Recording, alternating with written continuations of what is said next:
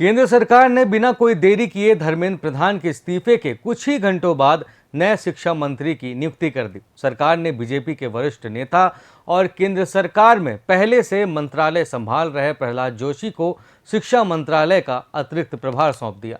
Social media में प्रहलाद जोशी की नियुक्ति को भी मोदी का मास्टर स्ट्रोक माना जा रहा है। समर्थकों का कहना है कि सीजेपी प्रोटेस्ट में ब्राह्मणों और आरएसएस के खिलाफ खूब विरोध हुआ था और सरकार ने प्रधान के हटने के बाद आरएसएस से नाता रखने वाले ब्राह्मण नेता को ही शिक्षा मंत्री बना दिया है। खैर, जोशी को शिक्षा मंत्री बनाने के पीछे सरकार की जो मंशा रही हो वो सरकार ही जाने, मगर जोशी भी इसके लिए पूरी तरह तैयार नहीं थे। उन्हें इस बात का कोई अंदाजा नहीं था कि उन्हें शिक्षा मंत्री बनाया जा सकता है। जब दिल्ली में नए शिक्षा मंत्री के नाम पर मंथन चल रहा था, तब प्रहलाद जोशी कर्नाटक में अपने संसदीय क्षेत्र में एक कार्यक्रम कर रहे थे, लेकिन उन्हें अपना कार्यक्रम छोड़कर शनिवार शाम दिल्ली जाना पड़ा और तब उन्हें बताया गया कि मोदी कैबिनेट में खाद्य मंत्री और नवकरणीय ऊर्जा मंत्री रहते हुए उन्हें अब शिक्षा मंत्रालय की भी कमान संभालनी पड़ेगी। अभी मुझे पता चला है कि माननीय प्रधानमंत्री जी ने मेरे ऊपर जिम्मेदारी मुझे जिम्मेदारी दिया है और इस जिम्मेदारी को माननीय प्रधानमंत्री जी के अपेक्षा अनुसार मैं जिम्मेदारी निभाऊंगा। I accept this responsibility with sense of duty and humility, and I am thankful to the Prime Minister.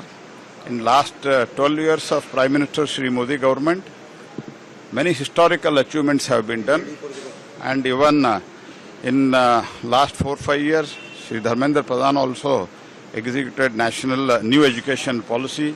All such things have been done, and country is really, it has advanced very well in the new education system, and under the guidance of the Prime Minister, I will try to perform to the best of my capacity under Prime Minister's guidance. जिम्मेदारी मिलने के अगले दिन यानी रविवार को प्रहलाद जोशी ने अपना कार्यभार भी संभाल लिया। उन्होंने अधिकारियों के साथ मिलकर बैठक की। हालांकि उन्होंने कहा कि शिक्षा मंत्रालय उनके लिए नया विषय है और वे कामकाज को समझने की कोशिश कर रहे हैं। इस तरह से आप इस चैलेंज को ले रहे हैं? माननीय प्रधानमंत्री जी ने पूरा विश्वास रख के मुझे ये जिम्मेदारी सौंपा है। मैं कल कर्नाटक में था, रात को इधर पहुंच के मैं आज सुबह इधर आके चार्ज लिया हूं, कार्यभार संभाला हूं। पूरा डिटेल्स जो भी इधर अभी हमको देखना है, निर्णय लेना है, इस सब के बारे में इंफॉर्मेशन लेने का और पूरा मिनिस्ट्री समझने का कोशिश मैंने किया हूँ। लगभग 11 बजे से अभी 3 बज रहे, 3 बजे तक हम कंटिन्यूसली मीटिंग किया है। मुझे विषय नया है, पूरा समझने के बाद डिटेल में आपसे बात करूँगा। मैंने आज चार्ज भी लिया हूँ और सीनियर ऑफिसर्स पे डिटेल में बातचीत करने का कोशिश किया हूँ।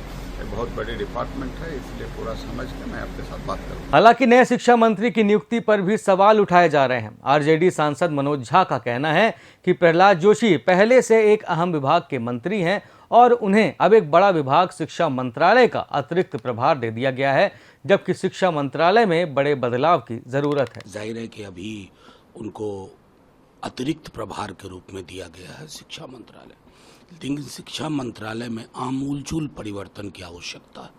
आमूलचूल जब मैं कह रहा हूँ, from bottom to top and top to bottom, और अब तक सरकार एक्नॉलेज नहीं कर रही थी। मैं खुद एक विश्वविद्यालय में हूँ, मेरे विश्वविद्यालय या दिल्ली के बाकी विश्वविद्यालयों, मैं तो देश के बाकी हिस्से के बारे में बात ना ही करूँ तब भी कह सकता हूँ, नथिंग इज वेल। आपने विश्वविद्यालयों में जिस तरह के सर्कुलर जारी किए, नामांकन से लेकर रिक्रूटमेंट तक जिस प्रकार की पद्धतियां चल रही हैं, आपने विश्वविद्यालयों को अंदर से खोखला कर दिया। जाहिर है इसके आधार पर विश्व गुरु तो नहीं बन सकते, इसके आधार पर कोई क्लेम तो आप नहीं कर सकते। हाँ, रिटॉरिक बजा सकते हैं और मीडिया का एक इकोसिस्टम कहता रहेगा कि क्या वाह, राजा ने कितना बढ़िया सोचा है, राजा कितने चिंतित।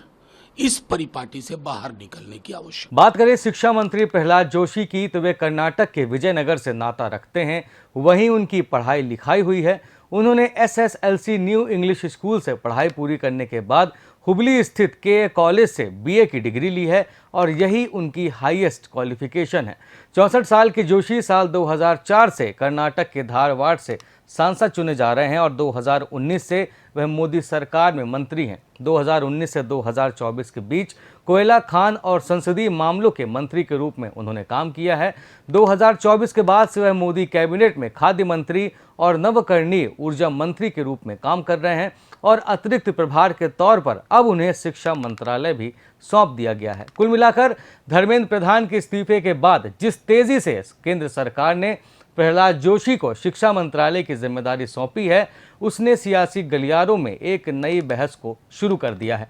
एक तरफ सरकार इसे बिना किसी प्रशासनिक रुकावट के मंत्रालय को चलाने की कवायद बता रही है, तो दूसरी ओर विपक्ष सवाल उठा रहा है कि क्या देश के सबसे अहम मंत्रालयों में से एक को सिर्फ अतिरिक्त प्रभार के भरोसे चलाया जा सकता है। अब सबसे बड़ा सवाल यही है कि क्या Pralhad Joshi NEET paper leak जैसे विवादों से घिरे शिक्षा मंत्रालय में भरोसा बहाल कर पाएंगे और शिक्षा व्यवस्था में जरूरी सुधार ला पाएंगे, या फिर यह नियुक्ति भी राजनीतिक बहस का हिस्सा बनकर रह जाएगी। वैसे नए शिक्षा मंत्री को लेकर हमें अपनी राय कमेंट बॉक्स में जरूर बताएं और ऐसी ही खबरों के लिए शब्द सांची चैनल को सब्सक्राइब करना ना भूलें। धन्यवाद।